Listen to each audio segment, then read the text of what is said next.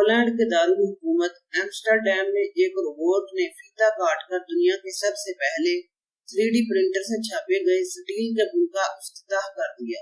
ये पुल पैदल चलने वालों के लिए बनाया गया है। इसकी लंबाई 40 फुट है, जबकि ये 6 टन वजनी है। एम्स्टरडैम के वस्त में एक छोटी सी नहर पर बनाए गए इस पुल की इफ्तिताही तकरीब में हॉलैंड की मलिका मैक्सिमा को खुसूसी तौर पर मदऊ किया गया था।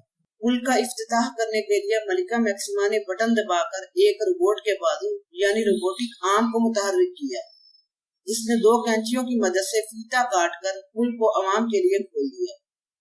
ये पुल हॉलैंड की कंपनी MX3D ने अपनी वर्कशॉप में 3D प्रिंटिंग की जदीद तरीन तकनीक इस्तेमाल करते हुए तैयार किया है।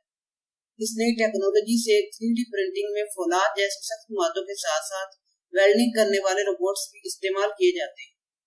पुल तैयार करने वाली कंपनी के नुमाइंदे का कहना है कि इस टेक्नोलॉजी का मकसद सिर्फ सनती मेयार की चीजें कम खर्च बनाना ही नहीं, बल्कि माहिरीन तामीरात को भी इस काबिल बनाना है कि वो अछूते अंदाज में अपने हुनर का मुजाहिरा कर सके।